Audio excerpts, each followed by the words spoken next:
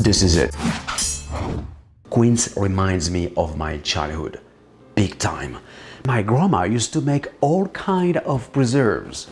I mean, at that time, we had shelves packed with jars. And my favorite was la confiture de coin, Quince jam. Quince is an ancient fruit found in Roman cooking and grown across Turkey and Southeast Asia. Closely related to apples and pears, but quince is rather tough and pretty much inedible and astringent. It would certainly come to a bad surprise if you think otherwise. Long story short, I had a chance to taste a piece of raw quince. And you know what? I knew immediately that it was better cooked than raw.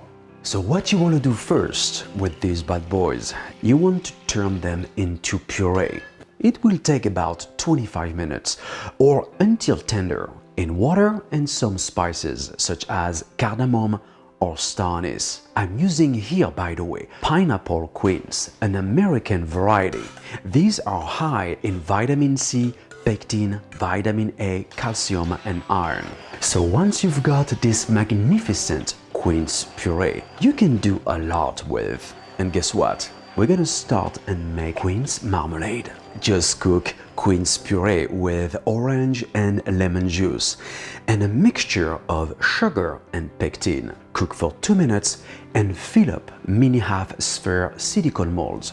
Though you can use any shape you want, it all depends on what kind of tart or pie you want to make. Freeze and split in two. How cute! A little egg yolk.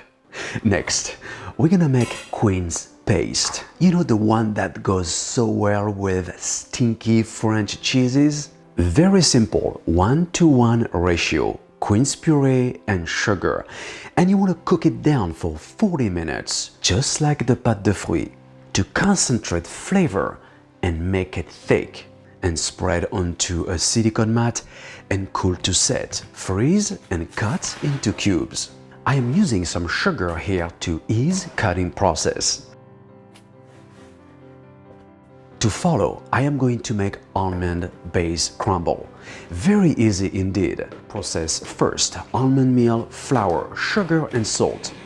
Then add the butter and mix until smooth. Wrap up and chill. And with the help of a cooling rack, grate the pastry over and bake until well done. Fair enough, there is more than we need. Good news is that you can freeze crumble, either way, raw or baked.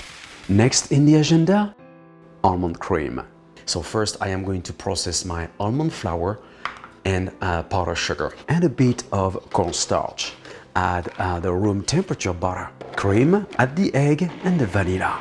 Process to smooth, done deal. It happens that I had a little bit of leftover of sablé breton crust, so I decided to use it for this recipe.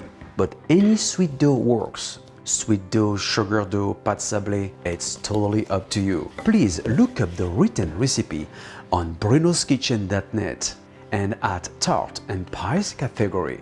So the technique I'm going to be using here is far easier than shaping a tart or a pie into a round shape. Roll pastry into a thin sheet first, about the size of the baking tray.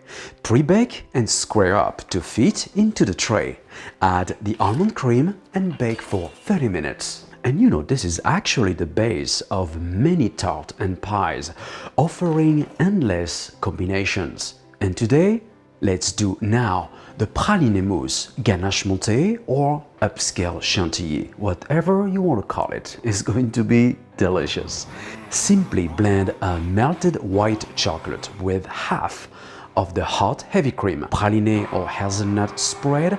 You can also use Nutella. I do have a video about how to make Nutella from scratch. Add the gelatin and the other half of heavy cream, but cool. Refrigerate overnight before whipping. Let's make a full of flavor citrus confit spread. I'm gonna use orange, lemon and lime zest. Blanch them 3 times and cook on low heat to confit with orange and lemon juice and sugar. Top the tart and freeze to set. Keep in mind that in the baking world, refrigerations and freezer are your best friend. So make sure it's half full or half empty. Unmold and trim off edges. Top with frozen Quince marmalade. Refrigerate, and guess what? Time to whip the chantilly. And I'm gonna use this beautiful machine.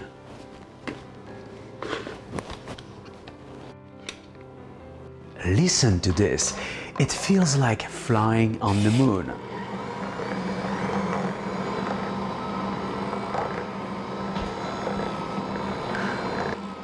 I know it. It's incredibly beautiful. But you know what? I'm not sure about the taste. I'm gonna tell you right away. Wow, unbelievable. Pipe out this luscious chantilly and decorate with crumble and Quince paste. Absolutely gorgeous. To get this recipe, by the way, and many more, go to brunoskitchen.net. Please subscribe, like my page on Facebook, and follow me on Twitter, Instagram, and Pinterest at Bruno Albouze. Thank you again for watching. Bon appétit, and see you next time.